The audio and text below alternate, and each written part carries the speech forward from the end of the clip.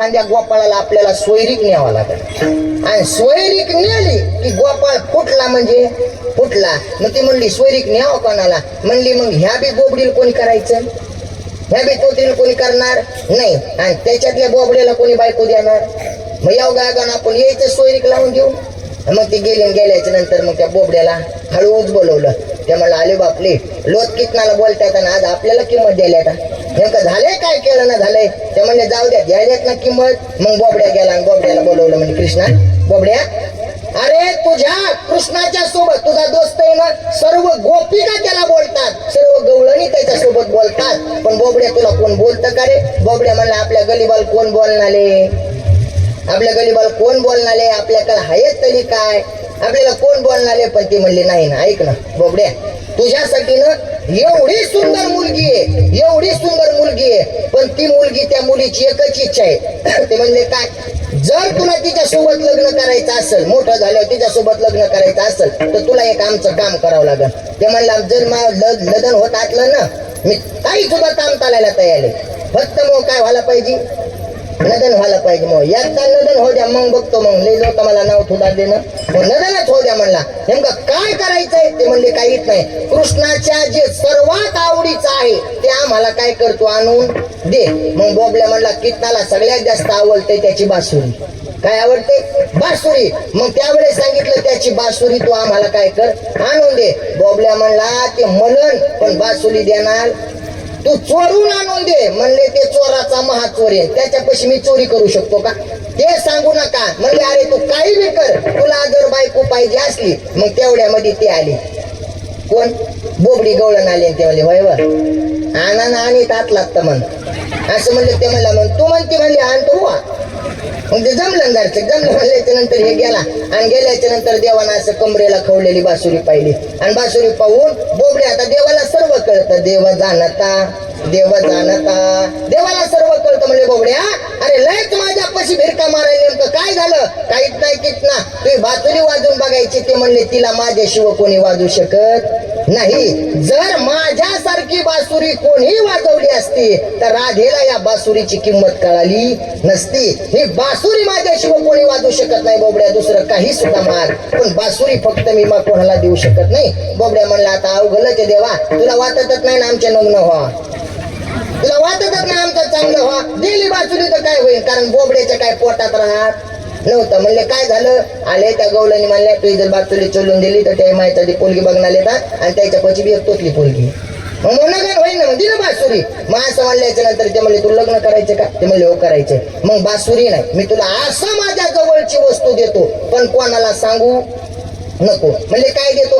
अशी जवळची देतो, फक्त त्याला एक म्हणायचं देवाच्या जवळची वस्तू आहे, फक्त अशी उघडायची नाही, सगळ्यांना मिळून बघायचं त्याला. ते म्हणले हो. मग भगवान श्रीकृष्णानं भगवान शिवशंकराचा धावा केला आणि भोलेनाथाला प्रसन्न करून घेतलं. भोलेनाथ आले आणि भोलेनाथाला सांगितलं भोले बाबा माझी एकच इच्छा आहे, जोपर्यंत माझी ह्या गोपिकाची परीक्षा होत नाही तोपर्यंत तुमच्या गळ्यातला जो नाग आहे तो मला 5 मिनिटं द्या. भोलेनाथ म्हणले माझ्या गळ्यातला नाग कुठं मला सोडून जात नाही. शेषनागाकडे पाहिलं म्हणले बघा भोलेनाथाने मी काय वेगळा नाही, जसं भोलेनाथाचं काम तसंच माझं बी काम करावं लागेल. नागाने इच्छा केली, भगवान भोलेनाथानं मला जर आज्ञा दिली तर मी काम करायला तयार आहे. भोलेनाथाच्या गळ्यातला सर्प घेतला आणि त्याच्यावरती एक वस्त्र झाकलं. बोबड्याला म्हणले हे त्या गोपिकाला नेऊन दे. कुठं?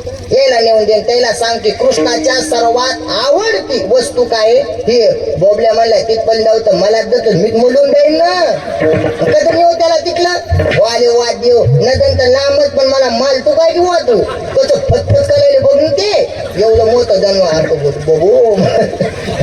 बघू अवघड झालं म्हणला. असं म्हणल्या कृष्णा म्हणलं हे बघ माझ्या मी सांगितलंय ना, त्या शेषनागाला सांगितलं. मग शेषनागाला वाचा फुटली. म्हणले बोबड्या अरे जसा तू कृष्णाचा बाल सखा आहे तसा मी महादेवाचा चेला आहे, जसा तुझ्यासाठी भगवंत तसा माझ्यासाठी भगवंत ना, आपण दोघं एकाच पक्षातले, त्यामुळं मी तुला काय करणार नाही, फक्त मला ने तिकडं. आणि म्हणल्याच्या नंतर बोबड्या आला घेऊन आणि बोबड्या घेऊन आल्याच्या नंतर बासुरी सारखा असा सर्प लांब झाला आणि बासुरी सारखं घेऊन आल्याच्या नंतर बोबड्या म्हणला ऐका मी तू आता नदी आलो पण नदन दमलं पाहिजे बोलताय. मग गोवळणी म्हणले अरे तुला शब्द द्यायलाय ना, तू 100% लग्न, पण बासुरी चालली का नाही? ते म्हणलं तुम्हाला बघायचं का वाज येते का नाही? थांबा नुसतं हली तो बघा मला आवाज येते का नाही. नुसतं त्यानं हात असा हलवला की साप होता माझा, कसा करायला लागला.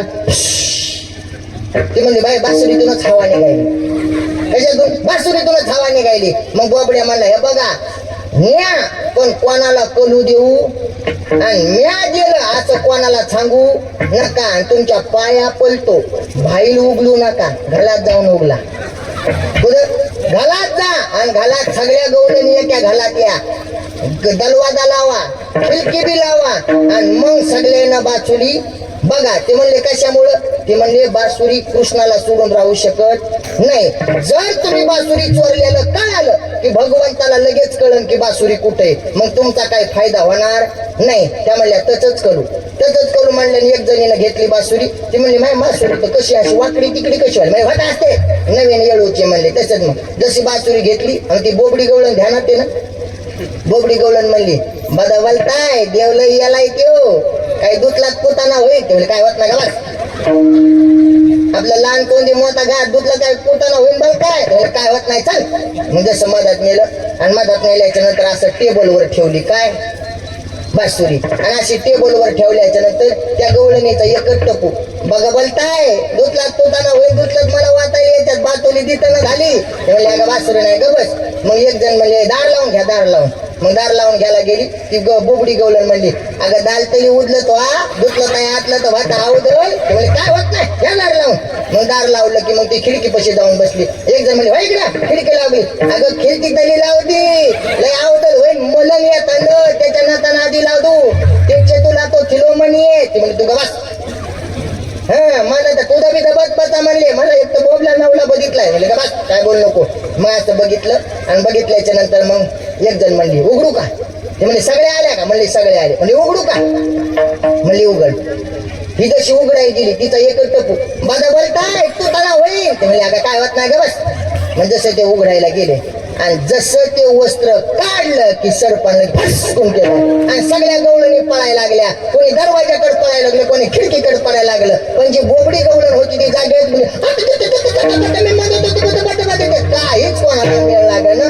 मग एक जण म्हणली खिडकी खिडकी खिडकी खिडकी म्हणले खिडकी बंदेन दरवाजा बंदेन थडतलं बंदे. आणि मग सगळे आडत असताना एक जणीनं गडबडी दरवाजा उघडला तर बाहेर माझा भगवंत उभा होता आणि बोबड्या सुद्धा उभा होता. बोबड्या म्हणला काय झालं म्हणलं. आता म्हणली बोबड्या आणि तू आम्हाला घुमवलं. बोबड्यानं सांगितलं हे बघा माझ्या देवाला जो शरण येईल त्याला आम्ही जीव जाईपर्यंत मदत करतो, पण माझ्या भगवंताच्या जो विरोधात जाईल त्याला आम्ही कधीच मदत करू शकत नाही. अरे जीव गेला तरी चालन पण देवाचा विरोध आम्ही कधी पत्करू शकत नाही. अशा अनेक खोड्या केल्या. आणि एक गवळण म्हणली कृष्णा अरे एवढ्या खोड्या करतो एकदा माझ्या घरी येऊन बघ. आणि भगवंत तिच्या घरी गेले. म्हणले हे बघ मी एक तो कोणाच्या नादी लागत नाही, तुला सारखं म्हणते ना तुझ्या नाकावर बोट ठेवून सांगतो की आज तुझ्याच घरी चोरी. आणि तिच्या घरी गेले, तिच्या घरी चोरी केली आणि तिच्या घरी चोरी केल्याच्या नंतर सांगितलं आता तुला मात्र काय करतो मी पकडणारे. आणि भगवंतानं पकड पण भगवंतानं हाताला लोणी लावलं आणि हाताला लोणी लावल्याच्या नंतर तिने हाताला धरलं आणि निघून गेली बघा. आणि जशी यशोदे मातेकडे त्या भगवंताला नेऊ लागली आणि भगवंताला नेत असताना भगवंतानं सांगितलं मावची अगं लय हात दुखायला जायचा की इकडे हातात धरलं, इकडे हातात धर म्हणल्याच्या नंतर इकडे हातात धरलं आणि इकडे हातात नेल्याच्या नंतर यशोदेकडे नेलं. आणि यशोदेकडे नेल्याच्या नंतर ऐका बरं आपल्याकडे जर पुरावा असला तर आपण भांडायला भेट नाही. मग ती जी गवळण होती तिच्याकडे पुरावा, तिला काय वाटलं कृष्णा कोणाच्या हातात आहे? माझ्या हातात आहे. आणि मग ती यशोदेला म्हणली यशोदे यशोदे.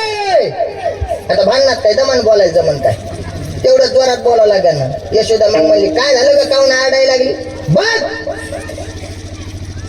ती म्हणली काय बघ? बघ माझ्या हातात काय? ती म्हणली तूच बघ. हातात काय बघ? ती म्हणली तूच बघ ना. ती म्हणली तुला काय म्हणले होते? म्हणली काय म्हणले होते? तुझ्या कृष्णाला हाताला धरून आणि बघ माझ्या हातात काय? यशोदा म्हणली तूच बघ काय. आणि ज्या वेळेस तिनं पाहिलं स्वतःचा नवराच हातात होता. कोण होता? स्वतःचा नवरा हातात होता. मग ती नवऱ्याला म्हणली बाय तुम्ही कधी आले आणि तुम्ही माझ्या हातात कधी बसून आले ते म्हणला जसं लग्न झालं तसं तू याच हातात आहे दुसऱ्या तुला हातात आहे म्हणला दुसरं काय मला सुधरतच नाही मग ज्या वेळेस तिला कळालं की हात बदलला त्यावेळेस हे असं कारण झालं एका गवळणीला सांगितलं आई तू मला एवढं करती ना एक दिवस तुझी फजिती